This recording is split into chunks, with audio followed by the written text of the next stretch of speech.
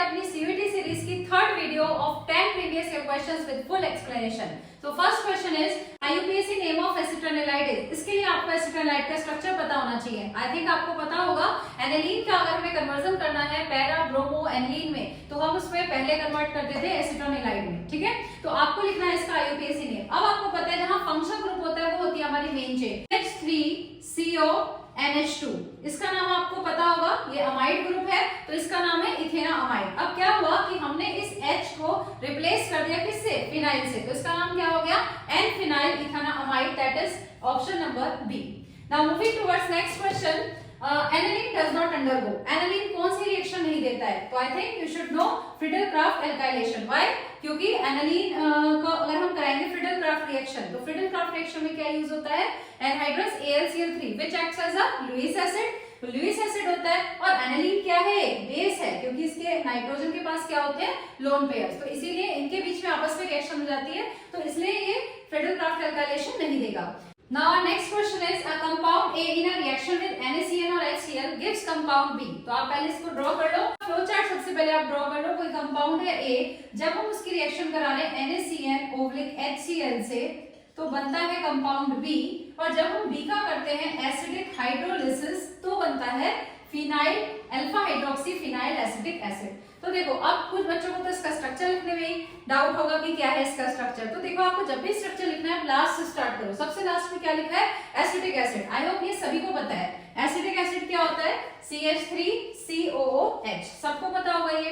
अब acetic acid से पहले क्या लग रहा है, फिनाइल, यानी एक H को रिप्लेस कर दो, H2 बच गए, और किससे रिप्लेस कर दिया आपने, फिनाइल से, राइट। इसको PH भी लिख सकते हैं। अब और क्या लग रहा है, अल्फा पे हाइड्रोक्सी। अल्फा कौन सा होता है, फंक्शन ग्रुप के बराबर वाला कार्बन, यानी एक हाइड्रोक्सी लग रहा है तो एक H और हट गया और इस पे क्या लग गया, हाइड्रोक्सी यानी OH। आपको ये बनाना है कंपाउंड, राइट। अब आपको देखना है इन चारों में से कौन सा ऐसा कंपाउंड है जब जिसकी रिएक्शन हम इसको करें और फिर हाइड्रोलिसिस करें तो ये बनेगा। अब आपको पता है हिंट है कि देखो CN है तो CN किसी को रिप्लेस करेगा या कहीं पे ऐड होगा, और आपने पढ़ा होगा अगर हम CN का क्या कर देते हैं, हाइड्रोलिसिस, कंप्लीट हाइड्रोलिसिस, तो क्या बनता है, एसिड। तो बात हो गई फिक्स कि जब हमने यहाँ पे CN ऐड करेंगे किसी भी कंपाउंड में तो हाइड्रोलिसिस करने पे क्या बनेगा, COOH। अब बात ये आती है कि आप ऐड कहाँ करोगे, अब आप देखो यहाँ है CH3, ये है CH2OH और ये। अब आप देखो कहां पर आप ऐड कर सकते हो, तो आपने एल्डिहाइड में रिएक्शन पढ़ी है कि आपका ये फिनाइल है और CHO। जब आप रिएक्शन करोगे NaCN से, ठीक है, तो CN माइनस अटैक करेगा इस पे और ये हो जाएगा O माइनस। CN माइनस में अटैक करेगा तो क्या होने वाला है, देखो इधर आपका ये हो गया CO माइनस और CH, और क्या जुड़ गया इसके साथ आपका CN। जब आपने हाइड्रोलिसिस करा ये बन गया H और CN कन्वर्ट हो गया किसमें, COOH में, और आपको वही स्ट्रक्चर बन गया जो आपको बनाना था। तो HCO वाला जो है आपका that is benzaldehyde is the correct option.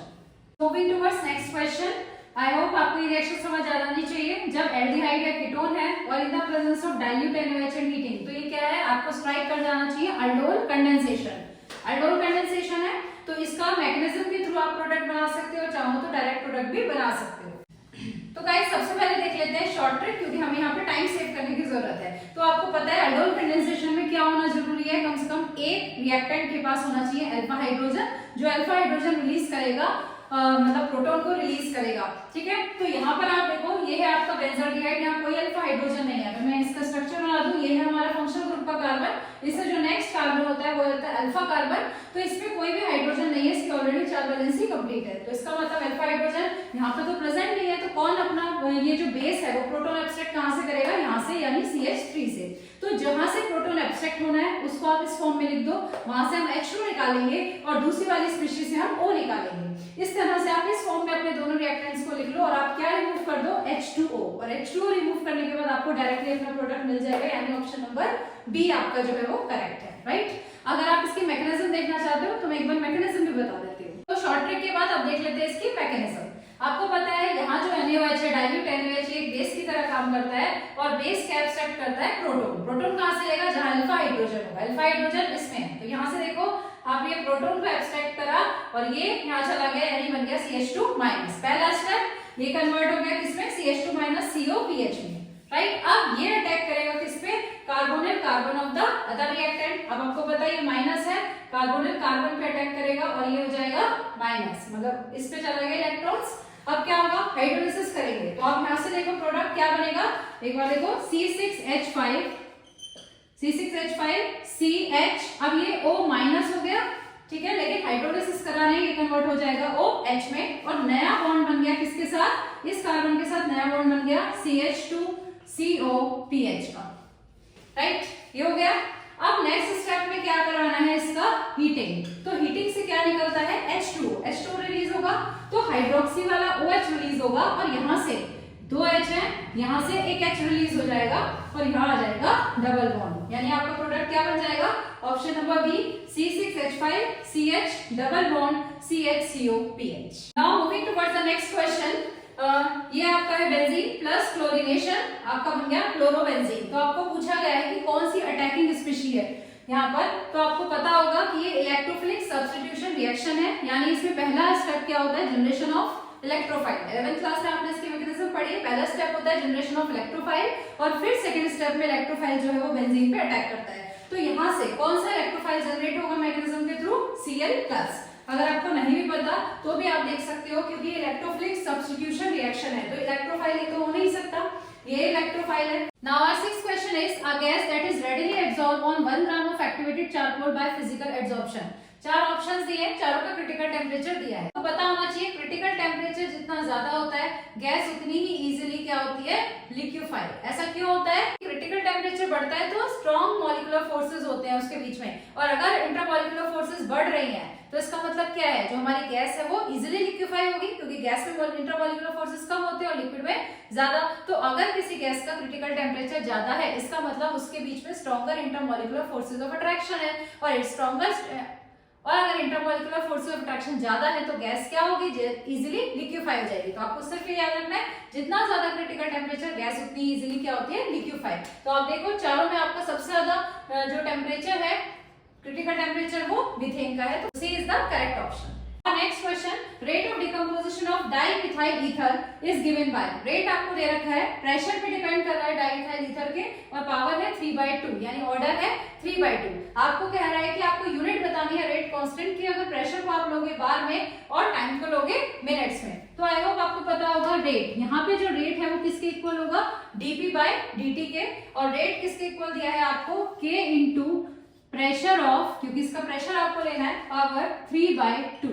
तो आपसे क्या पूछा है उसने, अब आपसे पूछा है कि आपको k की यूनिट बतानी है, तो आप देख लो k की यूनिट क्या हो जाएगी भाई, k की यूनिट हो जाएगी रेट अपॉन प्रेशर की पावर 3/2। तो रेट की यूनिट क्या है, रेट है dp/dt, तो dp का मतलब बार, और dt है तो पर मिनट, अकॉर्डिंग टू क्वेश्चन हमें क्या लेना है, बार और मिनट लेना है, तो ये हो गया। और अपॉन प्रेशर, प्रेशर की यूनिट क्या है, बार, बार की पावर क्या है 3/2। तो ऑन सॉल्विंग पर मिनट तो आपका सेम रहेगा, बार को आप देख लो 1 - 3/2 करोगे तो आंसर आ जाएगा -1/2। So A is the correct option.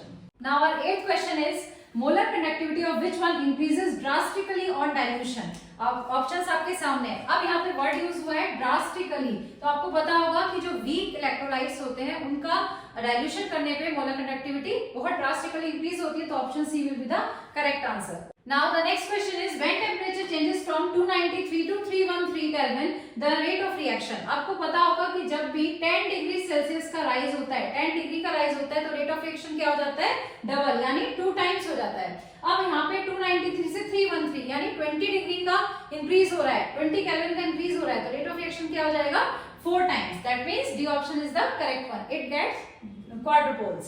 Last question is nickel is refined by, nickel की रिफाइनिंग किससे होती है, ये आपका एक्सट्रैक्शन ऑफ मेटल्स वाले चैप्टर से आया है, तो किस प्रोसेस के थ्रू हम निकल की रिफाइनिंग करते हैं, तो आंसर इज मोल्स प्रोसेस। और क्या होता है मोल्स प्रोसेस, यहाँ मैंने लिख दिया है, निकल, इम्प्योर निकल लेते हैं, उसको कार्बोनिल के साथ रिएक्ट करवाते हैं, और इसलिए इस प्रोसेस को कार्बोनाइल प्रोसेस भी कहते हैं, मोल प्रोसेस या कार्बोनाइल प्रोसेस। तो जब हम इसको हीटिंग कराते हैं 80 डिग्री सेल्सियस पे, एक वोलेटाइल कंपाउंड बन जाता है, इसकी फर्दर हीटिंग करने पे 180 डिग्री सेल्सियस पे ब्रेक हो जाता है निकल और कार्बोनाइल में, लेकिन ये निकल कैसा हो गया, प्योर निकल। रिफाइनिंग का मतलब क्या है, प्यूरिफिकेशन। तो आई होप आपको आज की सीरीज अच्छी लगी हो। ऐसी और सीरीज देखने के लिए like, share and subscribe my channel.